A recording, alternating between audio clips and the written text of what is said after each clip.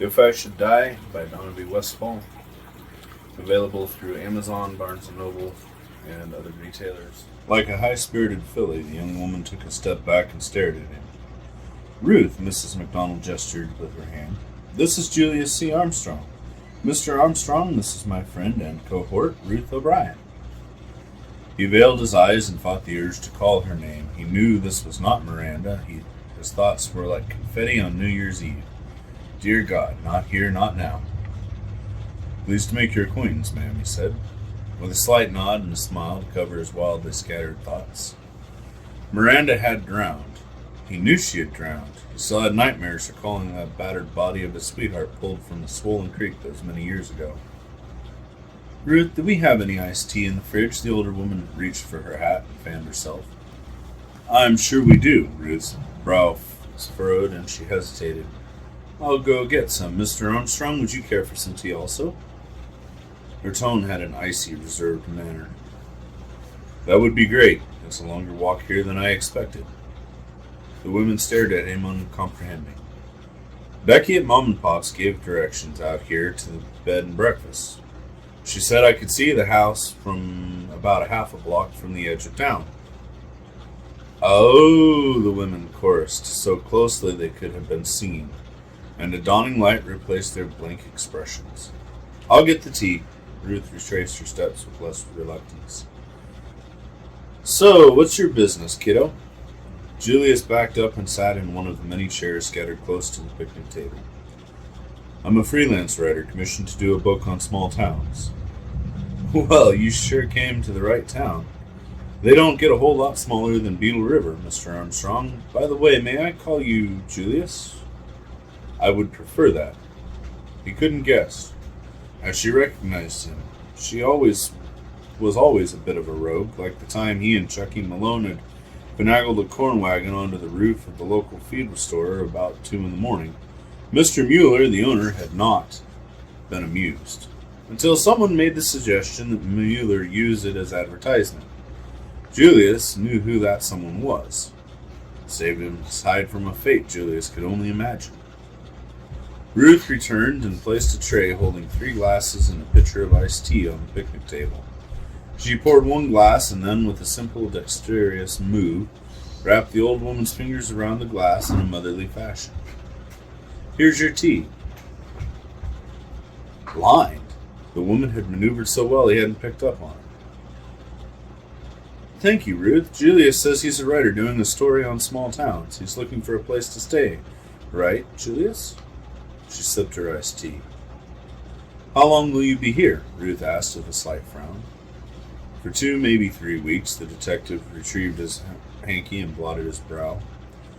Was that why she hadn't recognized him? He couldn't imagine. Even blind, she wouldn't know him. As a kid, he could never fool her or his dad. Where was his dad? He might be able to pull this off with his mom being blind, but his dad wouldn't know. 17 years. Dear God, don't let it be too late. Mr. Armstrong, Ruth said. Julius, ma'am. He returned his handkerchief to his pocket and ran his fingers through his hair. We don't allow drinking or smoking, and there isn't a TV, she frowned. He raised an eyebrow and laughed. Now that's a first. A business is trying to run customers away. And who told you I snore? So you don't have a problem with drinking, smoking, or unseemly behavior? Mrs. McDonald snickered. Only snoring, he smiled and shrugged. I'm easy to get along with. I'm up early and go to bed early. Some people say my work is my life. Of course that isn't true, not quite anyway. Mrs. McDonald traced patterns in the moisture gathering on her glass. I'm sure you want to know details. As the trio lounged in the shade talking, Mrs. McDonald answered Julius's questions about room rates, meals, schedules, and other details, while Ruth sat quietly listening. Julius tried to get a feeling from the words and expressions. I don't think I'd want to play poker with either of these two.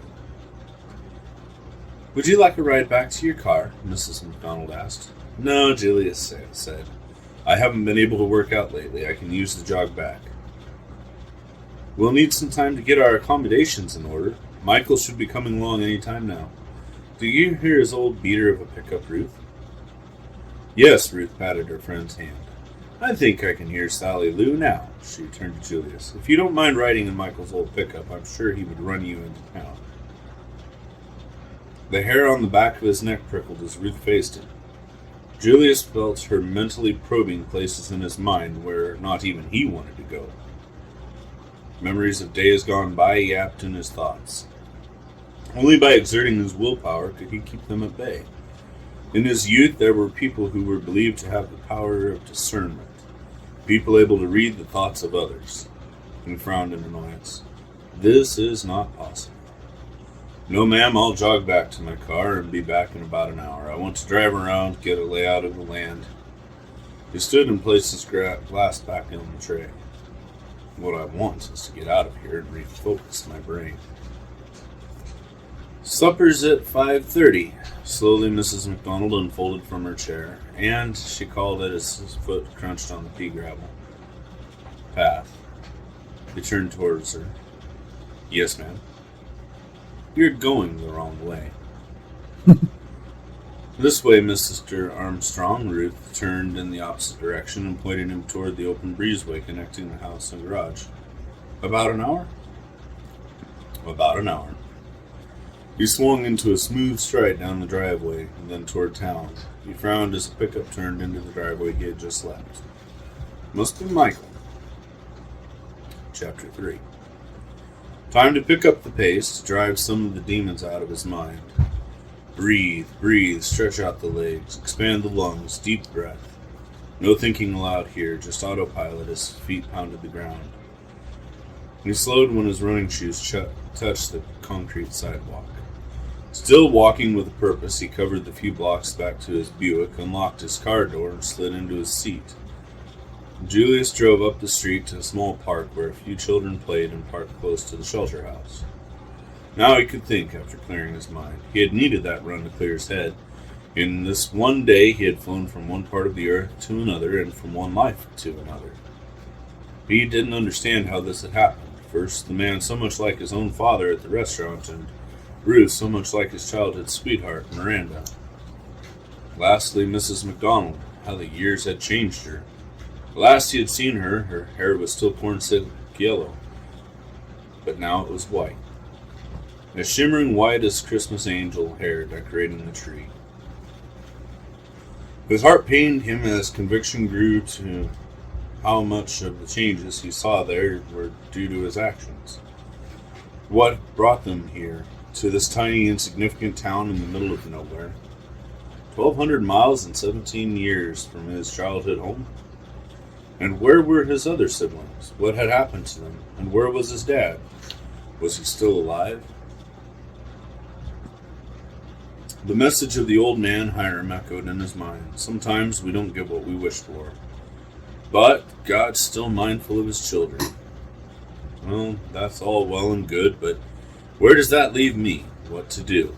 How can I possibly stay here and expect to carry this off? True, I've been in too many tight spots before, actual live or die situations. Like the time he was portraying an ambassador to, he couldn't remember the insignificant country, but it had an important part in the Middle East politics. He'd had a mind moment and forgotten what language he was speaking. Just a moment, but it was a warning sign. Here, even if they recognized him, his family wouldn't be likely to shoot, torture, or leave him for dead. No, he knew only his mother and Michael were here, and whoever the man at the restaurant was, it could be Louis, his oldest brother. His age would be the closest to that man. What of the rest? Were they scattered like dust in the wind? What had he been thinking when he left? You can't just leave people behind. That totally went against everything he'd stood for all of these years. You never leave your brother or sister behind. He visited the shelter house restroom and bought a fresh can of Coke. Back at the car, he got out his camera and prepared it for use. I can't just walk off. This case is set and ready to go, so let's do it. He glanced at his watch. I've got 30 minutes yet. Julius put his car in gear, backed up, and headed up the street.